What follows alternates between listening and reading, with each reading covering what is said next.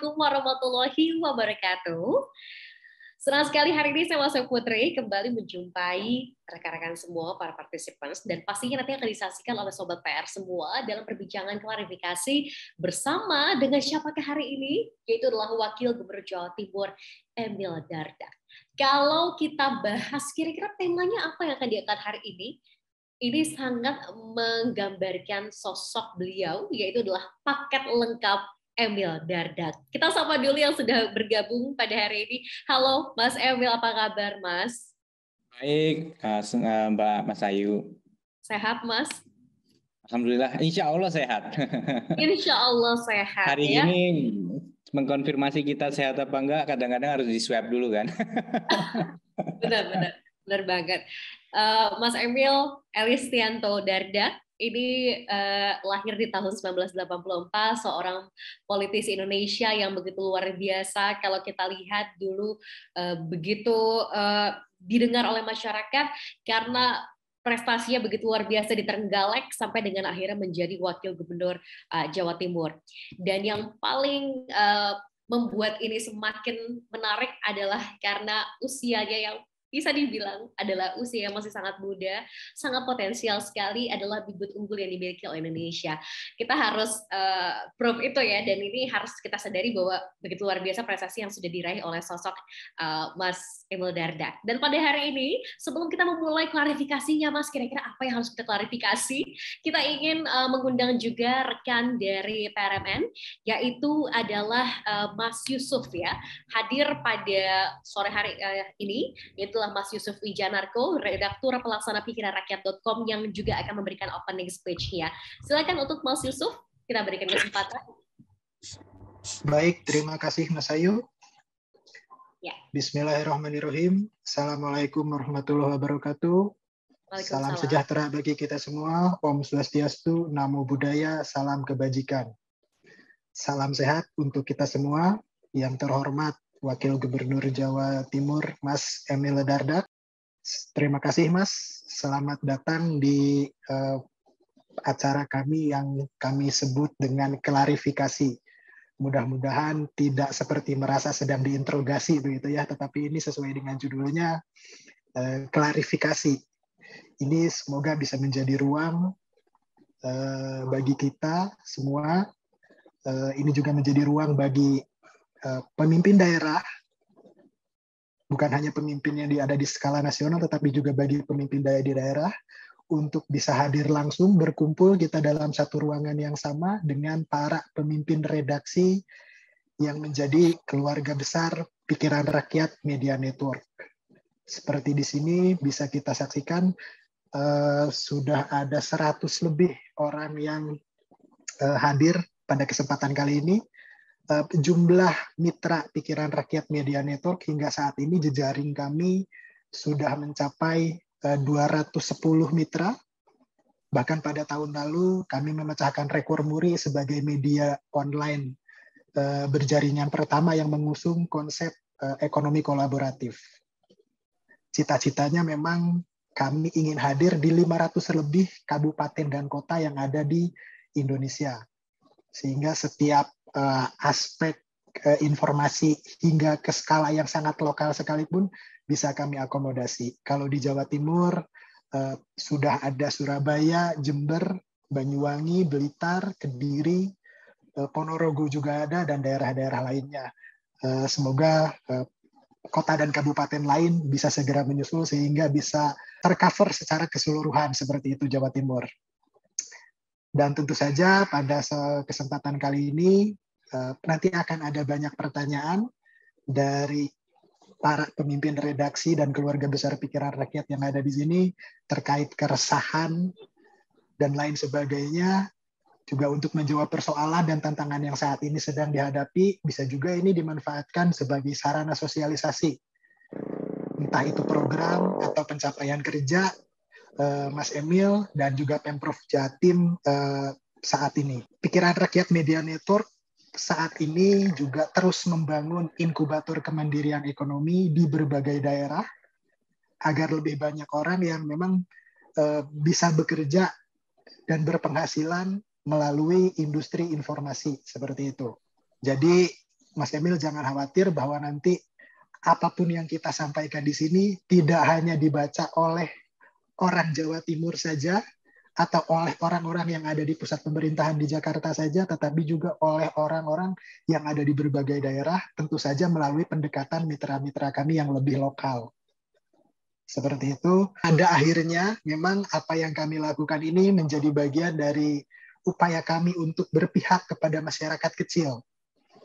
Kami ingin menyuarakan keresahan masyarakat kecil, termasuk di dalamnya memberi ruang advokasi, baik itu dalam hal ekonomi, hukum, maupun kesehatan yang memang menjadi perhatian banyak pihak belakangan ini.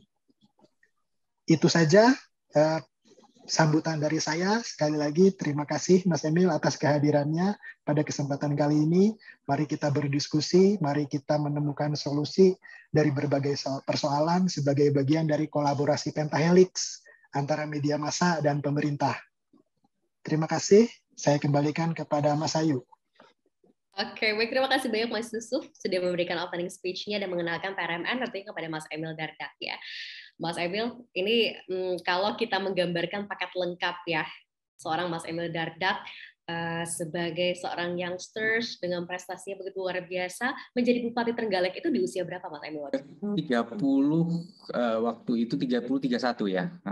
30 tahun sudah menjadi bupati, luar biasa sekali. Tapi yang menarik adalah kalau kita quote unquote ya, ini prestasinya dalam bidang pendidikan juga begitu luar biasa. Tapi mungkin tidak banyak ya anak-anak muda yang merasa terpanggil untuk terjun ke politik, dan seorang Mas Emil Dardak dengan latar pendidikan yang begitu luar biasa akhirnya terjun ke dunia politik. Tapi yang menarik, suka suka bermain musik juga, di satu sisi juga dalam sisi pendidikan sangat excellent, tapi terjun juga ke politik. Sebetulnya menyanyi itu dan bermain musik bagi sosok Mas Emil tuh seberapa pengaruhnya sih dalam hidup gitu? Apakah balance nih? Oke, otak kanan otak kirinya belajarnya ini exactnya oke, tapi main musik juga demikian. Gimana sih awalnya Mas? Boleh ceritain dong, sampai akhirnya tergerak juga untuk terjun ke politik. Jadi kalau ngomong soal musik ya gitu ya, tapi tadi ngomong paket lengkap, kalau saya mikirnya malah paket hemat ya. Paket hemat. Biasanya kita nyari paket hemat, Mbak. Iya. Jadi paket hemat kali ya kalau saya nih. Jadi dari sisi ini musik ya kan, ada orang yang memang senang musik gitu ya, senang musik, senang mendengarkan lagu gitu. Nah, saya tergolong memang senang menikmati musik dan banyak dari kita senang menikmati musik ya. Tapi juga saya memang senang bermusik gitu. Jadi mulai dari senang dulu gitu. Jadi memang ada passion untuk nyanyi ya, untuk kemudian main musik gitu. Apakah itu piano, apakah itu gitar gitu. Ya passion itu dijalanin aja gitu. Nah, bahwa pas saya ngelakuin itu kita pengen serius gitu ya, artinya pengen itu menjadi karya yang direkam, karya yang dikolaborasikan sama musisi-musisi lain, itu sebenarnya yang membuat kemudian mungkin hobi bermusik ini agak istilahnya muncul ke permukaan sebagai sesuatu yang ditekuni dengan serius gitu. Jadi ya itu sih klasifikasinya. Nah, kalau ditanya membantu nggak ya, untuk membalance, bermusik itu passion ya gitu. Jadi dan sebagai passion, kalau kita ngelakuin sesuatu sebagai passion, tentunya itu bikin kita bahagia, bikin kita seneng gitu. Mungkin ada orang yang passionnya tuh di olahraga misalnya gitu ya, dia kalau suruh main bola beneran 2 kali 45 menit kali gitu kan, bener pertandingan yang serius, walaupun mungkin nggak ikut Liga 1 gitu ya, tapi dia cukup serius gitu, cukup serius jalanin. Nah, saya mungkin musik kategori itulah gitu kira-kira. Mas Emil, tadi ada yang belum terjawabkan. Suka musik, pendidikan begitu luar biasa gitu ya. Ini kayaknya kalau ibu-ibu lagi hamil, doain semoga anakku seperti Mas Emil pintar gitu ya. Tapi yang menarik adalah kenapa nih terjun ke politik gitu? For some people ketika kuliah di luar kembali mungkin bikin startup. Anak-anak muda kan sekarang seperti itu hype-nya gitu ya. Kerja di multinational company. Tapi berbeda dengan Mas Emil Dardak. Why politics? Dan saya nggak langsung terjun ke politik sebenarnya, karena kan kalau tadi saya selesai S3 kan sidang saya tahun 2007. Dan pada saat saya nunggu sidang, dari saya menyerahkan disertasi saya sampai sidang itu, saya memulai bekerja di World Bank, di Bank Dunia. Gitu. Nah, sebagai konsultan ekonomi dan keuangan, financial dan economic specialist gitu, ekonomis. Nah, jadi dan itu saya jalankan dari 2006 akhir sampai saya maju ke pilkada kan 2016 tuh ya, saya dilantik. Artinya hampir 10 tahun gitu. Bahkan sebelum saya di World Bank itu, saya juga sudah cukup banyak berkegiatan kerja gitu ya di bidang infrastruktur gitu. Dari 2003 saya ikut menjadi panitia tim yang mempersiapkan konferensi menteri-menteri infrastruktur se-Asia Pasifik gitu. Jadi cukup lama juga saya bekerja di bidang yang tadi Mbak sebut sebagai bidang yang tipikal diminati oleh lulusan-lulusan perguruan tinggi gitu, atau yang berkesempatan mungkin belajar di luar Indonesia misalnya. Nah, tetapi kemudian kok tiba-tiba setelah berkarir sekian lama saya masuk ke politik, itu memang nggak direncanakan. Saya nggak pernah gitu punya cita-cita waktu ngambil S3. Jadi kalau waktu dulu saya memutuskan mau S3 cepat, itu udah saya planning dari saya masih SMA di Singapura gitu. Jadi saya di sana, saya udah baca buku karyanya Sumitro Joyo Hadikusumo, ayahnya Pak Prabowo, Menteri Pertahanan kita. Beliau tuh dulu Menteri Ekonomi dan ekonom top lah di Indonesia gitu.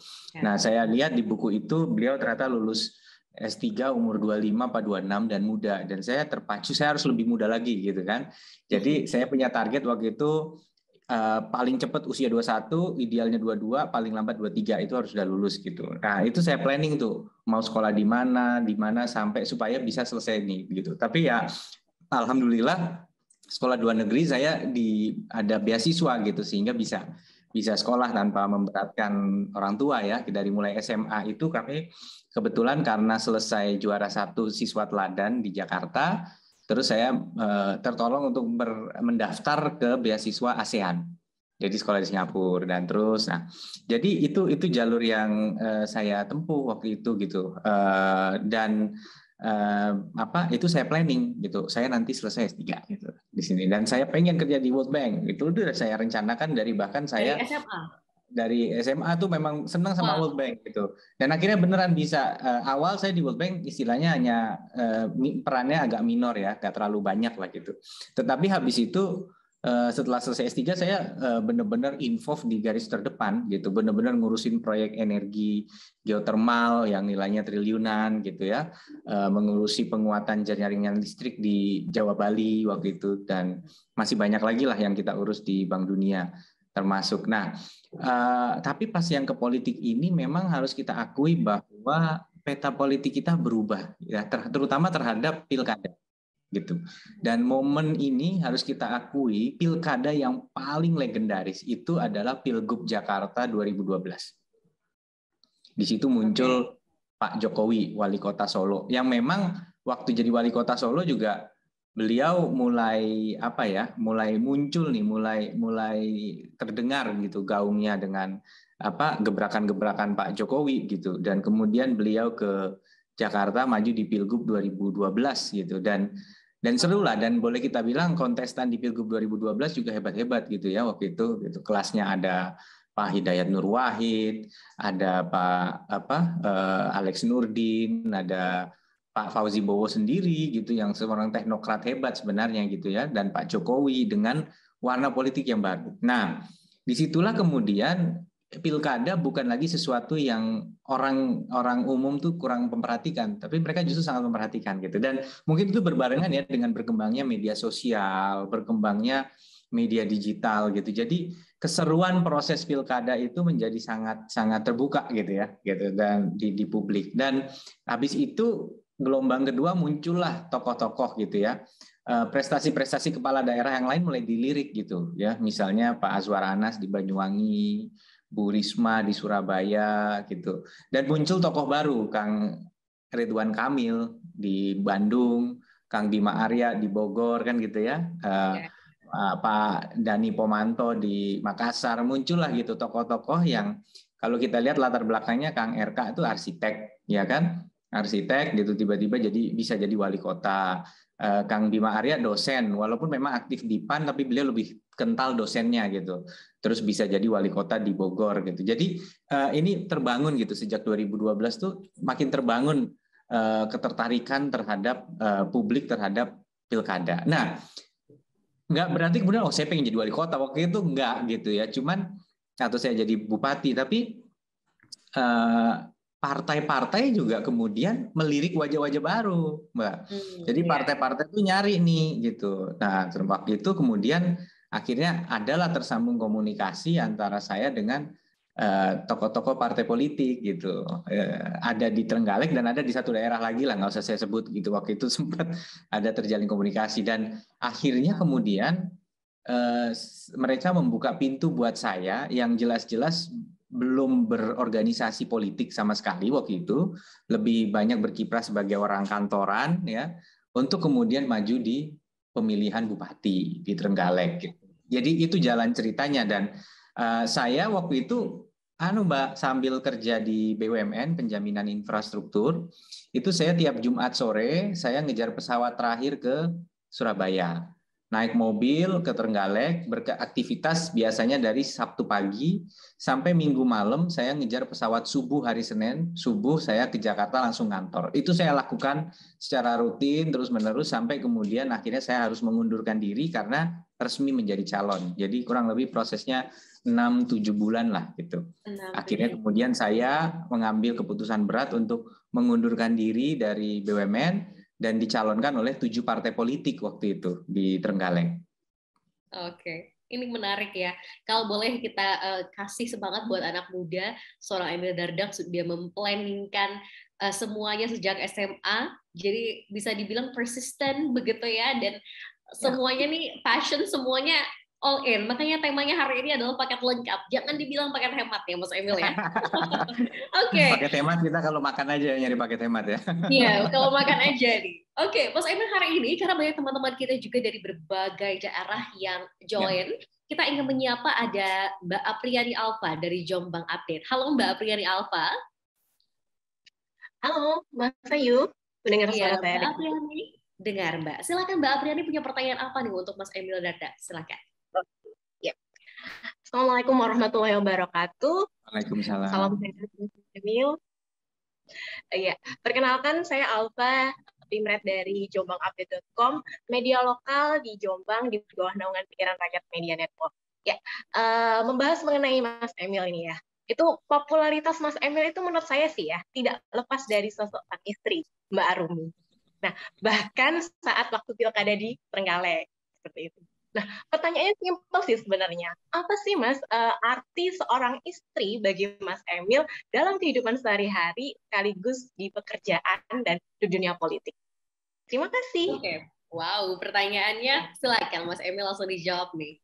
Ini menarik juga nih, betul banget. Jadi gini, maju politik itu kan perlu modal dulu ya, perlu modal. Nah, saya memang oke lah waktu saya maju di pilihan bupati waktu itu atau muncul namanya, itu memang saya juga merasa punya rekam jejak di dunia profesional gitu ya, pendidikan juga ada gitu. Tapi memang nggak bisa dipungkiri bahwa fakta saya mempunyai seorang istri yang merupakan pemain film gitu ya, presenter dan lain-lain, itu berpengaruh gitu, sangat berpengaruh. Jadi saya juga nggak boleh menutupi fakta bahwa memang mungkin salah satu hal yang buat saya waktu itu dipertimbangkan tuh ya faktor istri gitu ya. Jadi pernah ada satu momen ya, kalau Anda Google nama saya yang keluar suami Arumi Bachsin gitu. Saya Emil Dardak tuh, itu profesi saya kali ya gitu. Suaminya Arumi Bachsin gitu. Jadi itu fakta dan ya dalam dan kadang-kadang lucunya sampai sekarang saya juga suka bingung gitu. Misalnya artis yang jadi politisi gitu. Muncullah nama-nama yang memang beneran menurut saya artis ya. Pasha Ungu, Hengky Kurniawan kan gitu-gitu kan ya, Sekar Gunawan. Terus ada saya gitu bilang, gue artis kapan gue jadi artis gitu. Karena gue gitu kan yang artis gitu. Tapi Ya kan kan? lu mengeluarkan single kan, betul ya? Ada single Ya, boleh lah. Lagunya dibilang apa? Ya dibilang jadi penyanyi betul juga sih. Tapi saya juga nggak bisa memastikan bahwa jangan-jangan juga lebih jadi artisnya lagi karena karena faktor pasangan. Walaupun kita juga pernah berkiprah di situ. Nah, tadi pertanyaannya Mbak Alfa kan, terus gimana sih peran istri sehari-hari? Ya penting banget gitu karena ya itu partner kita gitu, dan keputusan waktu dulu mau maju di Trenggalek itu juga diobrolin banget sama istri gitu, dan dia juga kaget gitu, serius masuk politik gitu. Ya merasa bahwa gila, nggak ada omongan ke sini loh sama sekali, dan kita harus pindah. Istilahnya gini, di BUMN di tempat saya bekerja sebelumnya di penjaminan infrastruktur, saya tuh baru promosi gitu, baru dapat pekerjaan baru, langsung melapor ke direktur utama waktu itu.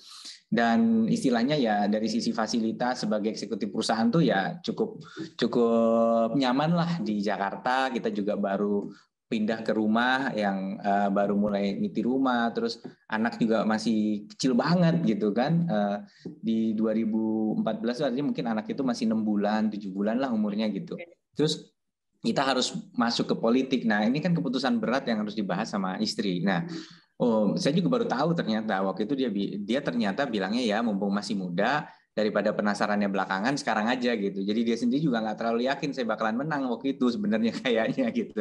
Jadi dia bilang ya udah diseriusin. Nah, cuman waktu itu memang terus terang ada pilihan nih, ada daerah A, ada daerah B, ada daerah C gitu. Dan justru dia salah satu yang nguatin dan bilang, Mas kalau memang masuk ke politik di dunianya kan keras ya, dunianya banyak makan hati juga lah gitu, karena kita tuh istilahnya akan banyak berhadapan dengan intrik-intrik politik yang keras gitu ya, mungkin pendapat publik yang nyinyir, yang miring dan lain sebagainya. Apa nggak lebih baik kita ngabdi di desa aja, kata dia gitu. Jadi orang tuh lebih merasakan pengabdian kita gitu ketimbang di daerah perkotaan. Waktu itu gitu dia ngomong. Ya akhirnya ya sudah kita pindah ke Trenggalek, dan benar-benar itu walaupun saya punya nenek di sana, kita tuh yang sekarang sudah almarhumah waktu itu kita tuh tinggal di salah satu kamar. Mungkin kalau saya lihat ukuran kamar itu mungkin 3x3 kali ya, 3x2,5 gitu ya. Saya, istri saya, anak saya, dan kita pakai kasur yang nggak pakai dipan, ditaruh di bawah gitu. Terus kita beli lemari. Saya bener waktu itu lemarinya tuh toko-toko Disney gitu aja, cuman beli ya bener-bener seadanya banget gitu. Kita tinggal di sana bareng-bareng anak itu. Dan berjuang dari nol gitu, karena benar-benar mundur dari pekerjaan, ya artinya nggak ada income, ngandelin tabungan yang selama ini ada, dan kita berjuang. Tapi saya juga janji gitu, nggak akan penasaran lagi habis itu gitu. Saya bilang oke, ini satu kita coba, kita maju, ya kalau nggak ya sudah kita akan bangun lagi karir lagi gitu di dunia profesional gitu. Jadi ya itulah penguatan dari istri gitu, dan saya nggak memutuskan itu sepihak, karena yang akan menerima konsekuensinya juga istri dan anak kan gitu. Jadi itulah, dan alhamdulillah juga memang selama kampanye ya faktor dia juga membantu banget gitu, faktor istri. Cuman tiba-tiba hamil itu pas lagi kampanye. Jadi terakhir ada satu momen dia hampir pingsan waktu kita kampanye di pasar di daerah Kampak gitu, Kecamatan Kampak. Ya udah nggak bisa deh, mau nggak mau harus kita bawa. Akhirnya saya minta tinggal di Surabaya dulu, karena waktu itu kita pengen nyimpen ini umbilical cord ya, ada cord itu kayak untuk nyimpen sel induk gitu ya. Jadi kalau melahirkan harus jaraknya deket ke tempat, jadi kita ngelahirin di Surabaya waktu itu. Nah jadi waktu itu ya udah dia duluan, mungkin H-1 bulan atau H-1,5 bulan lah dari coblosan gitu. Wow. Jadi ya itu perjuangannya gitu, dan akhirnya dia tinggal di Surabaya dulu karena sudah harus siaga gitu, dan saya lagi kampanye di pegunungan, toto dikabarin udah pembukaan, langsung meluncur kan kita untuk lahiran anak saya yang laki. Oke, jadi bisa dibilang Arumi Basin sebagai istri dari Mas Emil ini one of the strongest women gitu ya bagi betul. Emil. Luar biasa banget ya. Jadi peran istri ini sangat luar biasa karena strongnya itu yang membuat Mas Emil bisa berdiri sampai dengan saat ini gitu. Tapi yang menarik juga ada teman kita dari Halmahera, ada Mas Ahmad Sayuti yang juga mau bertanya nih sama Mas Emil. Halo Mas Ahmad Sayuti dari Suara Halmahera. Halo Mbak. Oke, Mas Ahmad silakan, punya pertanyaan apa nih untuk Mas Emil nih dari Halmahera nih, jauh-jauh nih. Assalamualaikum Mas Emil. Waalaikumsalam Mas Ahmad Sayuti. Dan rekan-rekan sekalian, selamat sore. Saya Ahmad Sayuti Majid dari Suara Halmahera, salah satu jejaring media PRMN di Indonesia bagian timur, Mas. Ya. Langsung saya ke pertanyaan saya, Mas. Tadi kan Mas sudah bicara peran istri kan, sekarang partner Mas di politik ini. Setelah melangkahkan kaki jadi wakil gubernur, mendampingi Ibu Gubernur di pemerintahan tentunya. Mas Emil, bagaimana hubungan personal dan politik dengan Ibu Gubernur? Itu saja, sekian dari saya. Terima kasih, Mas. Oke, terima kasih, Mas. Wah, ini bagaimana hubungan antara Mas Emil dengan Bu Khofifah nih sebagai partner? Ya, jadi memang begini, ada relasi yang berbeda antara misalnya harus jelas gitu bahwa hubungan antara kepala daerah dengan wakilnya, presiden dengan wapres, gubernur dengan wagub, bupati dengan wakil bupati, wali kota dengan wakil wali kota adalah hubungan paling unik, ya, paling spesial gitu ya, paling spesial, paling unik. Kalau dulu saya pernah menjadi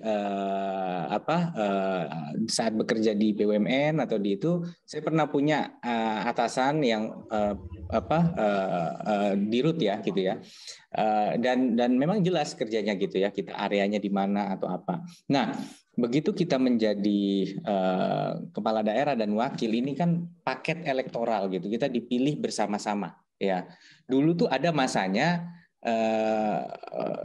wakil itu ditunjuk oleh gubernur misalnya, itu tapi zaman dulu. Tapi kalau sekarang sejak beberapa pemilu terakhir dipilih sepaket, artinya kita berjuang bersama-sama pada saat pilihan. Nah, kita tidak memungkiri seringkali terdengar gitu bahwa kemudian terjadi konflik pada saat setelah menjabat gitu ya. Nah, cuman saya bersyukur bahwa di Jawa Timur gitu ya, Bu Gubernur dan saya, kita benar-benar bekerja sama gitu. Saya menyadari bahwa komandernya hanya satu, hanya ada satu komandan, gitu. Tidak ada dua komandan. Komandannya adalah gubernur. Atau kalau di bupati, kalau di nasional presiden itu komandan. Nah, fungsi kita sebagai wakil ini adalah membuat pekerjaan beliau menjadi lebih sukses, lebih berhasil, lebih efektif, gitu. Dan tidak dilakukan secara individu, tetapi dilakukan secara kolektif bersama-sama gitu. Atau sebutnya duit tunggal. Nah, kebetulan yang menarik, yang mungkin membuat relasi saya agak lebih mudah gitu ya. Ini karena memang kita punya latar belakang yang sangat berbeda ya. Beliau, mohon maaf, mungkin beliau perempuan, saya laki-laki gitu kan. Kemudian beliau adalah senior yang punya jam terbang luar biasa. Saya seringkali dianggap mewakili generasi yang milenial istilahnya. Nah, ini yang kemudian membuat beliau kadang-kadang bahkan cukup sering meminta input dari saya terkait perspektif yang bisa memperkaya apa yang kita sedang lakukan gitu. Nah, termasuk misalnya hal-hal yang berkaitan dengan ekonomi, berkaitan dengan analisis akademis, itu Ibu ngasih ruang. Gimana pendapatnya Mas Emil? Kadang-kadang juga diberi mandat, oke, kerjakan ini gitu. Dan menurut saya itu dan agak mudah bagi saya karena sekali lagi Bu Khofifah ini politisi yang sudah jam terbangnya sudah banyak. Beliau sudah jadi menteri 2 kali, pernah jadi wakil ketua DPR. Dari zaman Pak Harto, beliau sudah pernah terkenal karena bisa berani membaca sebuah pidato yang kritis terhadap pemerintahan dan rezim saat itu gitu. Itu dulu gitu, di zaman Orde Baru, di reformasi beliau jadi penggerak, dan di era Pak Jokowi jadi menteri lagi, dan hari ini jadi gubernur. Jadi disinilah saya melihat beliau itu sebagai sosok yang sangat berpengalaman, sangat kompeten, dan beliau Ketua Umum Muslimat Nahdlatul Ulama. Jadi beliau juga tokoh agama yang sangat saya segani. Nah, disinilah saya merasa sangat lancar untuk bisa membangun satu relasi di mana jelas sekali bahwa beliau adalah komandernya, beliaulah jenderalnya, gitu. Dan saya harus memberikan kesiapan saya untuk mensupport beliau, ya, untuk mensupport beliau bersinergi, berpikir bersama, menjalankan tugas-tugas strategis yang disuruh, menyiapkan program bantuan sosial kemiskinan misalnya. Mas Emil bikin analisa akademisnya. Pastikan ini secara aturan masuk, komunikasi dengan aparat penegak hukum, komunikasi dengan ini gitu, itu dikasih ruang gitu. Dan saya ikut tapi ada proses tentunya, ya, artinya bagaimana juga kepala-kepala dinas misalnya itu bisa menempatkan diri dengan pas gitu. Artinya mereka juga sadar bahwa gubernurlah jenderalnya, wakil ini posisinya membantu gubernur. Jadi pada saat mereka bekerja sama dengan saya, mereka tahu cara menempatkan diri yang tepat gitu ya. Nggak bisa juga fait accompli tiba-tiba ngeloncatin gitu ya. Seakan-akan oke, semua keputusan di Wagub, nggak ada gitu. Tetapi keputusan tetap di gubernur, tapi kita godok bareng-bareng atau delegasinya sudah dikasih ke saya. Nah, jadi gitu Mas Ahmad Sayuti, insya Allah alhamdulillah saya banyak bahkan mendapat istilahnya kesempatan, peluang dan juga diskusi yang sangat dan saya juga melihat jejak kepemimpinan beliau bersama-sama selama 3 tahun ini sesuatu yang menurut saya sangat menambah motivasi dan inspirasi bagi saya. Oke, luar biasa banget ya. Jadi kerjasama yang dijalin itu ibaratnya saling mengisi apa yang mungkin tadi dikatakan mewakili generasi milenial. Mas Emil mencoba lakukan itu, risetnya juga lebih didalami lagi dan lain sebagainya. Ini penting ya, bahwa sebetulnya ternyata gap usia dalam politik pun tidak jadi masalah kalau bisa bekerja sama dengan baik ya. Ada satu yang pengen saya sampaikan, Mbak Mas Ayu. Boleh. Kadang-kadang perangkat pemerintahan itu kan PNS permanen ya, mereka akan selalu ada di posisinya, ya nggak sih? Iya dong, karena kan mereka kan itu. Nah, sedangkan saya dan Bu Gubernur adalah pejabat elektoral, kami dipilih oleh publik gitu. Ada janji-janji publik ya, ada hal-hal yang penting yang harus kita bahas. Nah, saya kadang-kadang perspektif itulah yang saya tambah kepada Bu Gubernur. Perspektif yang belum tentu muncul dari birokrat. Tapi karena saya merasa, Bu, kita ini sama-sama berjuang dulu di kampanye, maka publik akan mengharapkan kita begini, publik akan mengharapkan begitu gitu ya. Dan kita harus tahu bahwa hari ini suka tidak suka, masyarakat melirik daerah-daerah lain juga, daerah lain ngapain. Nah, pernah satu waktu itu saya ngintip daerah lain ngapain gitu, ya. Termasuk pada saat Ibu minta, Mas Emil tolong kasih masukan refocusing kita berapa baiknya, gitu. Refocusing, ya tentu sesuai kebutuhan. Tapi kalau sesuai kebutuhan nggak bakalan cukup. Nah, pernah saya kemudian menganalisa Jakarta, Jabar ini segini. Saya share tuh di grup itu. Ada yang nyeletuk balik, kalau kita sesuai kebutuhan aja Pak. Saya bilang, saya kasih, ini angkanya sesuai kebutuhan, saya lempar. Jauh lebih besar daripada itu, dan nggak mungkin kita penuhi. Artinya bahwa kadang-kadang mereka nggak menyadari komparatif itu juga ada pentingnya. Gitu. Artinya bagaimana sih sebenarnya perspektif politik ini nggak bisa dipisahkan dari kebijakan publik, tapi tetap jangan semata-mata politis semua gitu. Nah, disinilah kadang Bu Gubernur dan saya kita suka istilahnya tektokan lah gitu ya. Kita tektokan, kita ini bahwa ya saya berusaha menjaga karena prinsip saya begini bahwa saya akan berkinerja dengan baik manakala gubernur saya berkinerja dengan baik. Pasti saya akan mendapatkan manfaat sebagai wakil yang mensupport gubernur yang berkinerja baik gitu. Jadi manakala ada ruang di mana saya yakin ini bisa menjadi input pertimbangan yang baik, saya nggak sungkan-sungkan nyampaikan ke Bu Gubernur dan ya di situ ada chemistry-nya, kita diskusi terus akhirnya kita bisa. Dan lama-lama kepala-kepala dinas juga juga sudah satu ritme lah dengan kita gitu. Kita bisa sama-sama ngerti dan nggak ada nih kecurigaan kalau pas lagi Pak Wagub lagi begini tuh ini untuk dirinya sendiri atau untuk Bu Gubernur, kan itu yang bahaya kan gitu.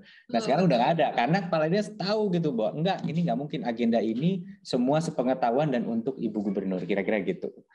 Wow, ini menarik ya, komparasi tadi dilakukan juga begitu melihat bagaimana daerah-daerah lain dan ini menjadi inspirasi juga pasti untuk wilayah Mungkin provinsi-provinsi lain ya. Ini inspirasi banget dari Mas Emil. Oke, kita akan lanjut ke Mbak Ayunida dari Kabar Besuki. Halo Mbak Ayunida. Halo, selamat sore. Assalamualaikum warahmatullahi wabarakatuh. Selamat sore Mas Emil dan rekan-rekan. Saya dari Kabar Besuki dari jaringan PRMN daerah Banyuwangi. Saya mau bertanya nih, sebagai seorang wakil gubernur Jawa Timur, apa sih tantangan terbesarnya dan apa saja target program pemerintah Jawa Timur tahun ini? Terima kasih. Wow, oke, baik. Silakan Mas Emil, kayaknya pasti udah hafal banget nih jawabannya nih. Ada dua macam pertanyaannya, sebagai wakil gubernur Jawa Timur atau sebagai pemerintah provinsi Jawa Timur, dan itu tentu dua hal yang berbeda. Kita harus akui bahwa sebagai wakil gubernur Jawa Timur, saya sudah cerita tadi kan seninya bagaimana mengelola relasi dan menyadari posisi dan peran gitu ya. Untungnya saya menjadi wakil dari seorang gubernur yang kompeten gitu ya dalam konteks ini, sehingga ya oke gitu. Saya tentu tidak mungkin lah policy yang diambil oleh gubernur itu 100% sama dengan apa yang saya ingin ambil, karena beliau punya perspektif yang lebih luas gitu.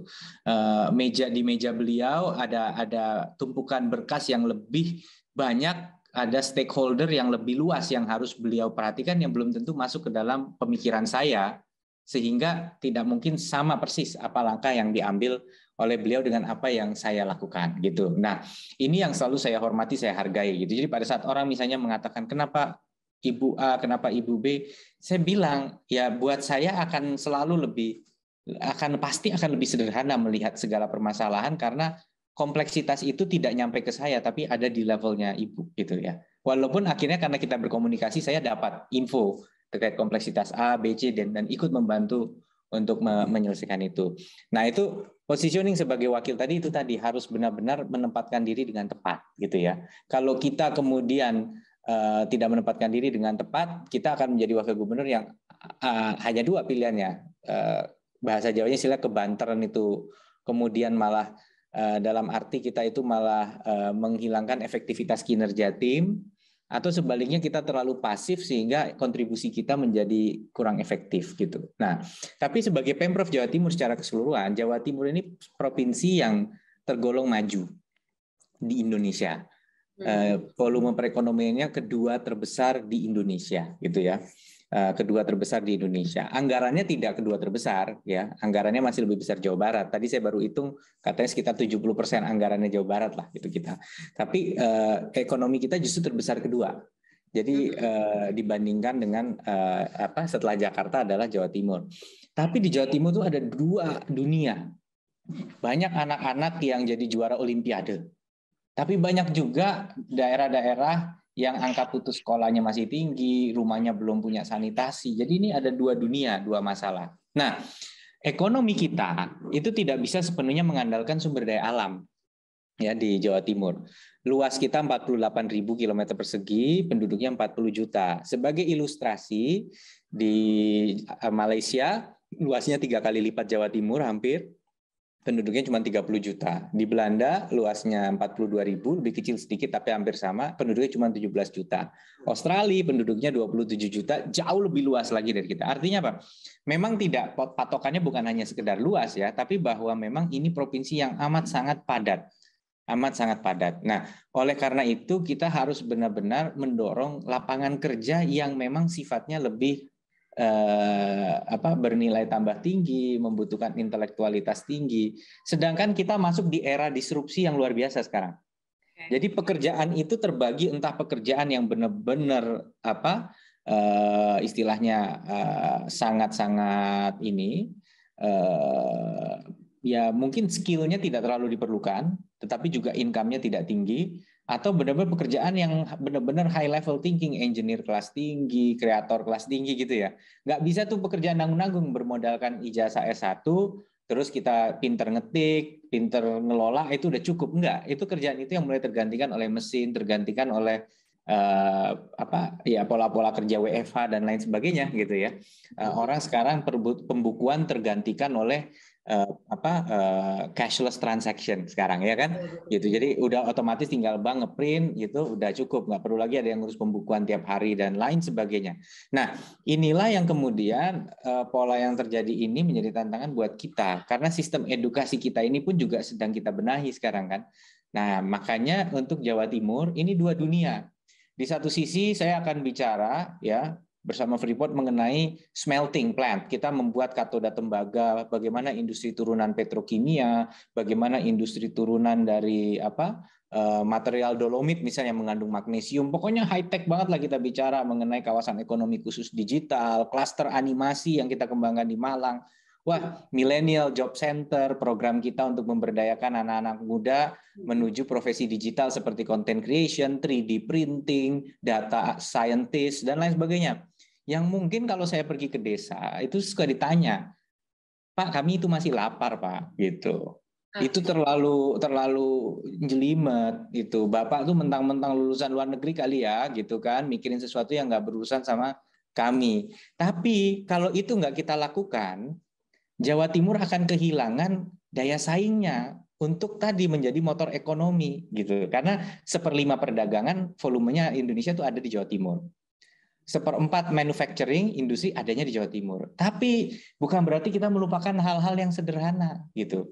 Hal-hal yang sederhana apa? Ya kita tetap harus mikirin nih, misalnya ya, oh ternyata kedelai ini untuk pengrajin tahu itu ternyata mulai naik harganya. Apa ya langkahnya? Oh nih peternak-peternak sapi nih gitu kan. Sebenarnya harga mulai naik. Ini peternak sapinya yang jual mahal atau jangan-jangan ada masalah lain seperti pakan harganya naik karena apa? Oh, karena suplai dari bahan pakannya itu juga naik karena pengaruh harga dunia misalnya gitu. Nah, ini hal-hal seperti ini dua-dua ini kita urus sebenarnya gitu. Jadi kadang-kadang pada saat energi ini kita investasikan ke ekonomi masa depan, kepada industri 4.0, kepada data big data dan lain-lain. Ini secara politik juga kalau kita ngomong jumlah orang ya, secara kuantitas ini nggak menarik. Nggak menarik secara politik ya gitu. Karena apa? Karena hal-hal ini hanya dipahami oleh segelintir orang gitu ya, segelintir saja yang memahami gitu. Nggak kebayangkan saya kemudian turun ke suatu daerah yang dominan pedesaan terus bicara mengenai ini loh tren artificial intelligence, big data gitu kan. Ngenanya apa buat saya, buat petani? Kita butuh yang jelas aja, pupuk subsidi jangan langka dan lain-lain gitu. Nah, tapi jangan dipikir karena kita ngurusin ini nggak diurusin gitu. Ya, contohnya kenyataannya pada saat kemarin COVID, kita fokus cuma 3 hal kok. Satu, kita fokus menangani kemiskinan, ya kan? Dan kita pengen menurunkan kemiskinan pedesaan gitu. Yang kedua, kita fokus kesehatan. Yang ketiga, pertanian. Gitu. Dan alhamdulillah walaupun kamu nggak boleh klaim sendiri ya, ini bukan prestasi Pemprov sendiri tapi semua pihak terlibat, itu ya Jawa Timur menjadi produsen padi terbesar, sapi potong terbesar, telur terbesar, kemudian juga dan kemiskinan pedesaan itu dari 300.000 lebih warga miskin yang terentaskan, 240 ribuan itu dari desa gitu. Sehingga kemiskinan desa kita menjadi yang terendah dalam 10 tahun terakhir gitu. Itulah yang kemudian bahwa kita ini fokus juga kepada desa gitu. Tetapi ingat ya, komposisi penduduknya itu 50% di desa, 50% di kota. Jadi itu tantangan terbesarnya Mbak Nida, bahwa secara jumlah penduduk dan isu tentunya urusan-urusan yang tadi itu lebih secara politis lebih rewarding lah, lebih menghasilkan secara elektoral gitu ya. Ngomong soal bagi-bagi program yang sifatnya bangun jalan apa segala macam gitu kan, ngerapiin dan dandanin jalan dan apa, dan memang itu penting ya, saya nggak ngomong itu. Tapi yang ini juga nggak boleh ditinggal tuh, ekonomi masa depan, animasi, digitalisasi dan lain sebagainya. Walaupun saat kita merintis jumlah orang yang terlibat yang memahami itu sedikit. Nah, tapi harapan kita ini adalah investasi masa depan. Jadi kita berusaha bagaimana jangan kita menduduki satu amanah publik hanya berpikir politiknya toh, tapi tidak memikirkan kemaslahatan jangka panjang. Wow, luar biasa loh Mas Emil. Ini kalau kita bahas mengenai Jawa Timur ya, tadi Mas Emil sempat katakan tidak bisa kita lupakan mengenai perkembangan zaman, tapi kita tidak juga akhirnya melupakan apa yang harus dilakukan dari hal-hal yang sangat menyentuh hati masyarakat soal isu kemiskinan dan lain sebagainya. Ini semuanya dibuat balance gitu. Jadi kalau aku dengar tadi Mas Emil menjelaskan, ini seperti mind mapping ya. Semua itu dibuat mappingnya seperti apa. Ya, ini seru banget nih kayaknya kalau kita bahas lebih dalam lagi. Tapi ada pertanyaan lain Mas Emil yang akan disampaikan juga oleh rekan-rekan kita, yaitu ada rekan dari Makassar. Ada Mas Aan Ariska dari Jurnal Makassar. Halo Mas Aan. Halo. Mas Aan sudah join? Oke. Ya, halo. Ya, silakan Mas Aan, pertanyaannya untuk Mas Emil Dardak. Ya, selamat sore Mbak Mas Ayu dan rekan-rekan, juga Pak Wakil Gubernur, Mas Emil. Saya Mas dari Makassar, perwakilan Pikiran Rakyat Media Network. Langsung saja ke pertanyaannya Mas Emil. Sebagai seorang politisi, tentu target tertinggi adalah menjadi RI 1 atau RI 2. Nah, Mas Emil sendiri gimana tanggapannya yang namanya dikait-kaitkan akan menjadi salah satu pengganti dari Pak Jokowi? Demikian Mas Emil. Nah loh, ini Mas Emil gimana nih? Ini sudah ada decision kah? Keputusan kah? Oke. Gini. Semua profesi atau jalan kehidupan tuh ada jalurnya ya, gitu. Artinya kalau orang profesi pembalap pengennya di F1. Kalau orang profesinya di musik mungkin sebenarnya idealnya bahkan mereka pengen ada di Grammy Award gitu ya, idealnya gitu, atau minimal di National Chart atau Asia dan lain-lain.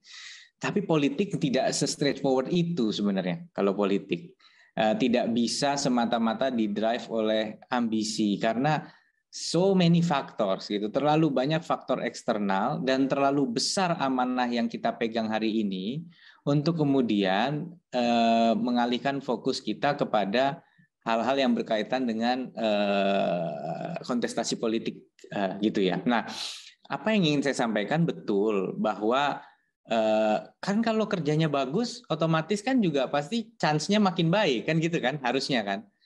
Tapi tidak selalu begitu. Coba lihat deh video-video yang viral tentang tokoh-tokoh politik itu kebanyakan berkaitan dengan kinerja atau bukan. Kadang-kadang bukan loh, kadang-kadang tuh malah certain issue. Ya, misalnya gitu. Ada kepala daerah yang birokrasinya bagus kok gitu kan, kepuasannya tinggi, tapi nggak pernah tuh dia terekam marah-marah gitu atau ngamuk gitu ya. Nah, akhirnya orang nggak kenal sama dia gitu. Padahal sebenarnya dia punya cara yang efektif untuk membangun kinerja tim gitu. Nah, terus gimana? Karena dia pengen dikenal dia harus marah gitu. Ini yang susah. Maka dalam politik ini kalau kita mengutamakan kontestasi, kadang-kadang pengorbanannya ini ada pada amanah yang kita pegang hari ini.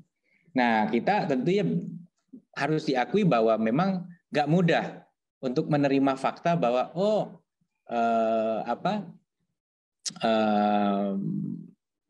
kinerja saya tidak linear dengan katakanlah elektabilitas misalnya gitu kan. Itu kan memang bukan hal yang mudah karena orang juga bilang loh elektabilitas itu tolok ukur dari kinerja juga loh gitu. Nah, ini yang kadang-kadang sulit. Maka saya sering katakan nih kadang-kadang juga ada masalah takdir juga dalam politik itu gitu. Seperti bagaimana saya harus jujur, saya tidak pernah merencanakan diri saya menjadi wakil gubernur gitu. Dari bupati jadi wakil gubernur itu memang juga ada situasional yang ternyata Bu Khofifah memerlukan wakil yang komplementer dengan beliau, mewakili generasi muda tapi punya pengalaman kepala daerah dan merepresentasikan wilayah Mataraman. Waktu itu jelas kriterianya. Mataraman itu Jawa Timur yang bagian perbatasan Jawa Tengah, Kediri, Madiun, Trenggalek, Tulungagung dan lain-lain lah gitu ya. Jadi dan mewakili nasionalis gitu, artinya ibu sangat, walaupun saya ini sangat saya kader NU ya, tapi Nahdlatul Ulama, tapi tetap beliau itu ketua muslimat gitu kan. Nah, saya ini dianggap mungkin karena berasal dari sebelumnya di Jakarta menjadi bupati di Trenggalek, Mataraman, dianggap merepresentasikan nasionalis. Jadi tidak di planning gitu. Saya tidak kemudian menyusun, tapi saya bekerja sebaik mungkin di Trenggalek yang ternyata saat itu adalah tingkat apresiasi yang cukup baik. Tapi seingat saya elektabilitas saya waktu dipilih itu sebenarnya belum tinggi, tetapi setelah saya ditetapkan jadi calon naik elektabilitasnya. Jadi setelah ditetapkan ya, setelah diumumkan ini calonnya, jadi sebelum dinyatakan resmi calon itu elektabilitas saya oke, tapi nggak yang peng gitu loh tinggi. Salah satu yang baik tapi tidak yang wah gitu ya, gitu. Tetapi dipilih karena tadi pertimbangan tadi background, mungkin juga kinerjanya bagaimana itu diteliti, terus akhirnya Bu Kofifa dan para kiai memilih saya sebagai wakil. Mungkin juga ada lah tokoh-tokoh politik lain yang saya jangan sebut lah di sini, sensitif ya, yang kemudian juga mensupport. Tapi Bu Kofifa sendiri mengambil decision final untuk memilih saya. Nah, sama dengan itu tadi, bahwa nama saya katanya masuk dan lain sebagainya, itu sesuatu yang menurut saya ya tentunya tidak boleh menjadi distraction terhadap amanah hari ini, gitu. Ya, jadi hari ini kalau ada isu yang penting, misalnya, oh saya harus ngurus, hari ini kita ada nih urusan birokrasi yang penting banget, yang butuh energi saya harus habiskan mungkin minimal 3-4 jam meeting soal itu, dan isinya nggak boleh saya buka ke publik, gitu kan. Jangan karena kemudian tiba-tiba ada ruang untuk kontestasi, lantas ini nanti aja lah, saya cari sesuatu yang lebih muncul, nggak bisa gitu. Tetapi ya kita coba balance juga, gitu. Itulah sebabnya ya publik nih tolong ya, kalau kadang-kadang kita menampilkan apa yang kita kerjakan sekali-sekali, asal nggak perlu, jangan lantas dipikir itu pencitraan gitu ya, atau apa, karena memang publik juga, dari mana publik tahu pemimpinnya kerja kalau nggak begitu dipublikasikan. Nah, which is why itu juga penting. Ya mempublikasikan tuh nggak gratisan gitu, dalam arti bukan sesuatu effort yang sederhana. Kita perlu juga membuat tim SDM yang memadai, kemitraan yang memadai, kan kira-kira begitu ya. Nah, inilah yang saya harap juga publik bisa menerima manakala pemerintah melakukan juga upaya-upaya public relation, tentunya yang wajar ya. Itu artinya tidak di luar kewajaran gitu, karena ya ini penting gitu. Jadi kembali lagi kepada Pak Aan dari Makassar, ya kalau ditanya bagaimana nih, ya itu tadi, kalau di F1 semua pengen jadi pembalap F1, semua pengen masuk MotoGP, semua pengen main di NBA, semua pengen main di Champions League misalnya gitu ya. Tapi khusus untuk politik terlalu banyak faktor eksternal yang kemudian kadang-kadang tidak selalu linier dengan tuntutan amanah yang hari ini kita emban gitu, sehingga kita harus bisa menyikapi itu dengan proporsional, kira-kira gitu.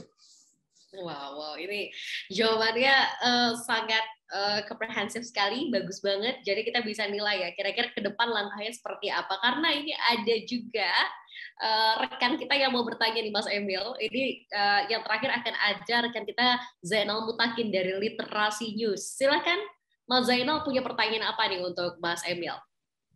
Siap, terima kasih Mbak Ayu atas waktunya dan kesempatannya saya untuk bisa menanya di forum klarifikasi ini, sebuah kehormatan buat saya.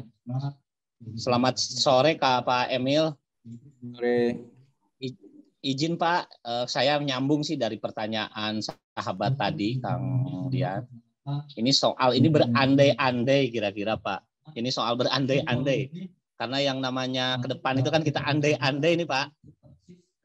Jikalau ini Bapak, andai kata gitu kan, kira-kira Bapak memilih di nanti itu apakah ke DKI gitu kan, menjadi nyalon menjadi Gubernur Jawa Timur, atau DKI gitu kan, atau di RI 1 gitu kan. Apalagi dengan wacana akan adanya revisi terkait undang-undang usia capres, kira-kira ada revisi gitu kan, ada revisi terkait capres usia 35. Kira-kira akan memilih mana Pak? Andai katanya gitu Pak. Pak Emil.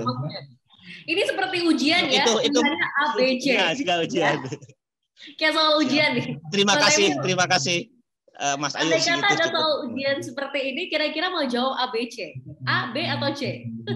Ya. Dan Pak Mas Zainal Mutaki tahu betul bahwa dalam sejarah media bertanya hal seperti ini kepada siapapun yang menduduki jabatan publik atau di politik, pasti jawabannya sama, bahwa tidak mungkin menjawab sesuatu berbasis andai-andai kan.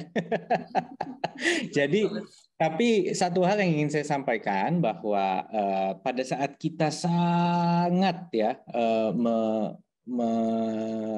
terjun di dalam apa yang kita kerjakan hari ini, kita seakan-akan bahwa ini sesuatu yang memang akan kita lakukan forever gitu. Artinya hari ini saya adalah abdi masyarakat di Jawa Timur, saya seorang wakil gubernur gitu ya, bersama dengan Bu Khofifah, saya ingin Bu Khofifah juga menjadi gubernur yang sukses gitu.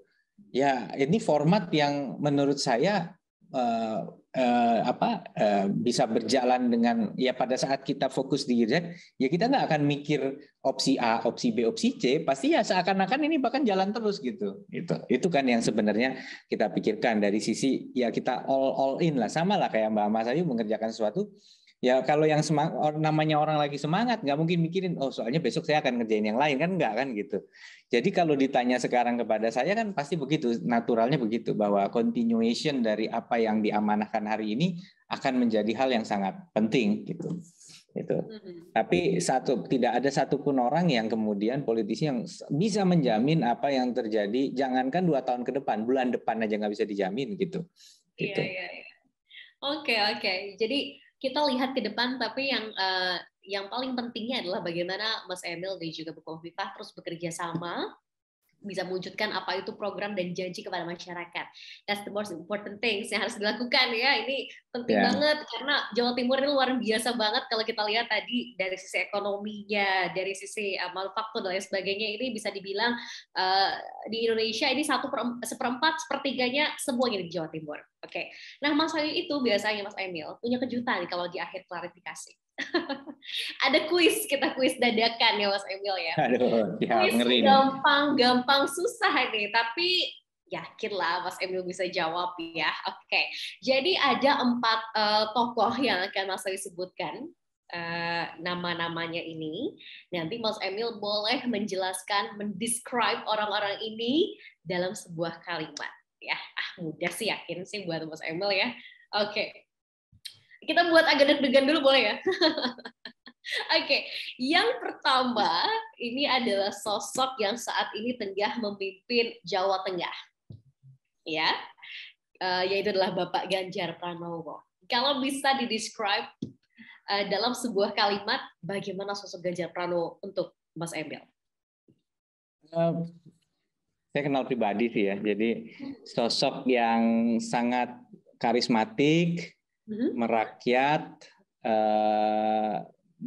dan sangat efektif dalam menjalin komunikasi dengan rakyat gitu ya, dan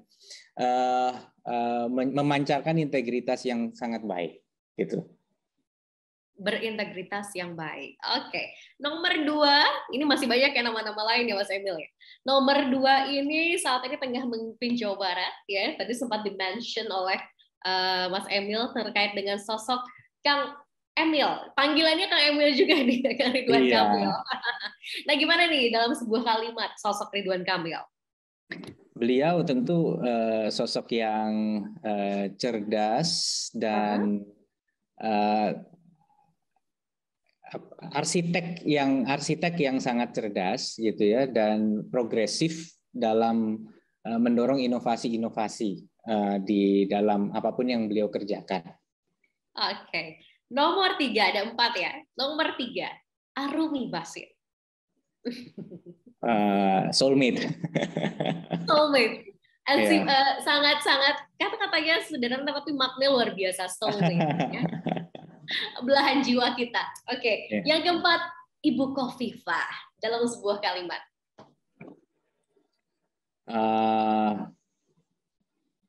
Pengabdian, apapun yang dia lakukan itu pengabdian.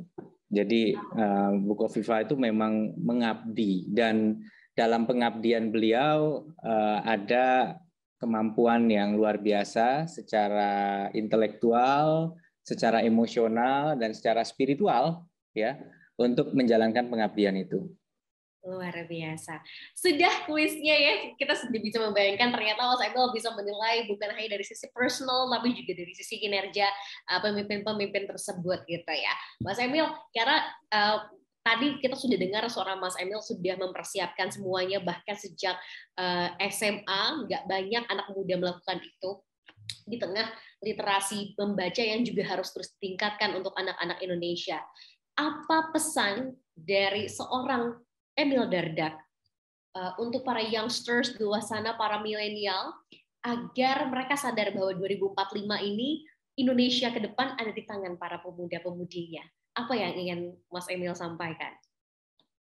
Ya, baik. Saya rasa banyak generasi milenial yang galau ya, karena ini masa transisi gitu. Mungkin bagi generasi X ya, artinya kelahiran 65 sampai kelahiran 80, itu mereka punya panutan ya yang jejak hidupnya bisa diikutin gitu ya. Jadi sekolah yang rajin, ijazahnya bagus, kemudian dapat kerja mapan, hidup kerja di perusahaan yang mapan atau kerja di pemerintahan, pokoknya gitulah. Nah, generasi milenial ini nggak tahu panutannya kemana, karena orang tua mereka itu jalan hidupnya tidak bisa diikutin. Nah, ini ada studinya, Mbak. Saya jadi agak saintifik. Saya pernah berangkat ke Washington DC, diundang sama Michael Bloomberg sama Harvard University. Itu ada. Jadi generasi X itu peluang dia untuk punya hidup lebih baik dari orang tuanya itu tinggi. Jadi dia akan punya income lebih baik dari orang tuanya. Tapi generasi muda sekarang itu trennya berubah. Kemungkinan kita lebih mapan dari orang tua kita tuh kecil dibandingkan dulu. Ya betul, itu terjadi fakta. That's the truth. Nah, kita jangan kemudian putus asa gitu, bahwa memang betul. Artinya jangan kemudian kita lantas takut gitu, karena artinya ini kanvas putih yang harus kita lukis gitu, kanvas putih yang harus kita lukis. Jadi saya tuh pernah bilang begini, bayangin deh kalau kita umur misalnya 35 gitu ya. 35 misalnya, kemudian kita ngerasa bingung, aduh gue salah jurusan deh dulu kuliah gitu. Kenapa akhirnya opsinya dia apa ya, ngelakuin sesuatu yang general aja, yang gue bisa aja gitu, nggak pernah bagaimana saya menguasai ilmu lain gitu, nggak pernah. Pasti dia hanya oke, ya udah saya sarjana bidang ini, kalau saya buka bisnis ini kan gitu kan.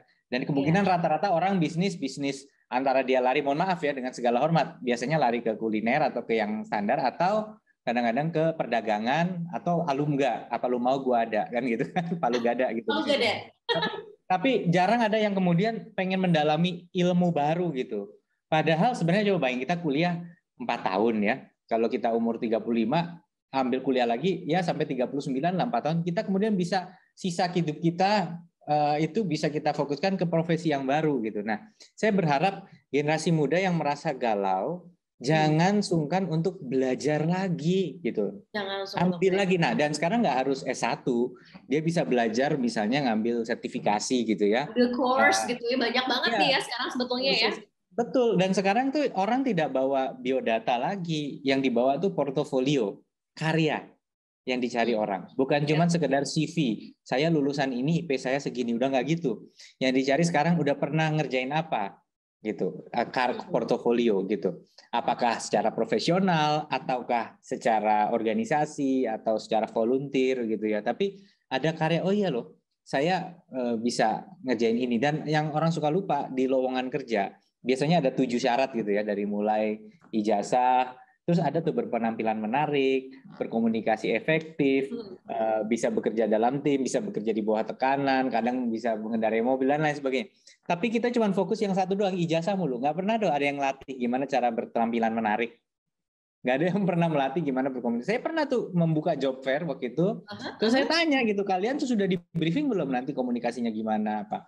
Jadi saya ingin nyampaikan kepada generasi muda, jangan takut untuk belajar hal baru, untuk bahkan banting setir. Karena terlalu tidak adil untuk hidup kita divonis hanya karena selembar ijazah yang kita pegang. Gitu. Ini keren banget sih. Jadi sangat memungkinkan misalkan lulusan psikologi belajar coding misalnya ya Mas Emil ya? Iya, belajar coding atau desain grafis atau fotografi atau ya bisa. Bahkan kemarin itu kita pernah bikin video klip itu, nah tapi ini ekstrim sih ya, makeup artisnya itu sarjana kedokteran, tapi harusnya jadi dokter ya. Cuman menunjukkan bahwa passion bisa dipersu. Tapi akhirnya dia akan ngambil apa? Dia mau ngambil spesialis di bidang kecantikan, dokter kecantikan gitu. Tapi artinya passion. Ada sarjana hukum yang kemudian mendalami fotografi karena dia ini. Jangan kemudian dibilang kamu nggak serius jadi orang hukum, bukan. Tapi ya itulah hari ini bahwa banyak sekali ruang profesi yang bisa kita ambil. Betul, wah keren banget ya. Jadi sekarang bukan hanya sekedar IPK-nya berapa, tapi soft skill, hard skill apa yang kita punya untuk kita bisa sustain, bisa mungkin bersaing bukan hanya dengan bangsa sendiri, tapi juga ini kayaknya udah bisa bilang global citizen ya. Semua orang tuh sudah bersaing dengan warga dunia gitu ya, Mas Emil ya. Mbak Mas Ayu, biasanya orang kuliah itu keputusan ngambil jurusan apa, umur berapa ngambilnya? Rata-rata. 17? Approximately 18, 17-18 kayaknya. Mungkin nggak hidup seseorang itu diprediksi dengan benar saat usia dia 17-18 dan sisa hidupnya sampai insya Allah kalau seumur Nabi 65-70 gitu ditentukan pada saat dia 17-18. Iya kan, kemungkinan salah pilih itu sangat tinggi, maka jangan ragu-ragu untuk mempelajari sesuatu yang baru. Ya tentu akan ada masalah teknis lah, terus gue makan apa selama lagi belajar, ya itulah nanti itu kan harus kita pikirkan bareng, tapi jangan langsung mengatakan saya tidak mungkin belajar sesuatu yang baru, mengambil jalur karir yang baru gitu. Wow, luar biasa banget. Terima kasih banyak Mas Emil Dardak sudah ngasih wisdom-nya bagus banget, advice-nya bagus banget gitu ya hari ini. Jadi kita berharap nanti para milenial, siapapun itu yang mendengarkan, lebih bagus lagi para orang tua untuk terus menyemangati anak-anaknya, untuk terus self-improvement, perbaiki terus, banyakin soft skill, hard skill-nya supaya anak-anak kita bisa bersaing dan bisa mungkin menjadi penerus Emil Dardak ke depannya hingga mencapai 2045 nanti and seterusnya gitu ya. Terima kasih banyak Mas Emil Dardak, terima kasih juga untuk seluruh participants hari ini. Kita berharap perbincangan diklarifikasi bukan seperti menginterogasi, tapi lebih kepada mengklarifikasi sosok paket lengkap dari Emil Dardak ini. Thank you so much, terima kasih banyak Mas. Dari Mas Emil Dardak sudah menyempatkan waktunya hari ini. Kita berharap nanti bisa ngobrol-ngobrol lagi. Mungkin kalau Mas Emil akhirnya memutuskan apakah itu tadi mau Jatim 1, DKI 1, atau RI 1. Amin, Mas ya. Karena nggak bisa berandai-andai nih kata-kata Mas Emil ya. Oke, baik. Terima kasih. Ada lagi Mas? Terima kasih sekali lagi kepada Mas Yusuf tadi dari redaktur Pikiran Rakyat Network, Mbak Mas Ayu yang sangat asik banget moderationnya. Kemudian seluruh jejaring Pikiran Rakyat Media Network dari Sabang sampai Merauke. Terima kasih atas waktunya kita bisa bersilaturahmi. Dan pada kesempatan lain jangan sungkan-sungkan apapun yang bisa kita saling komunikasikan. Mungkin melalui Pikiran Rakyat. Dengan senang hati. Thank you. Terima kasih banyak Mas Emil. Semoga perbincangan ini nanti menjadi jembatan perbincangan selanjutnya, menginspirasi lagi banyak orang. Silahkan Mas, mungkin ada agenda lain yang ingin lanjutkan. Terima kasih banyak. Sampai jumpa lagi teman-teman semua dari seluruh Indonesia. Kita jumpa lagi di klarifikasi PRMN selanjutnya. Selamat sore. Wassalamualaikum warahmatullahi wabarakatuh.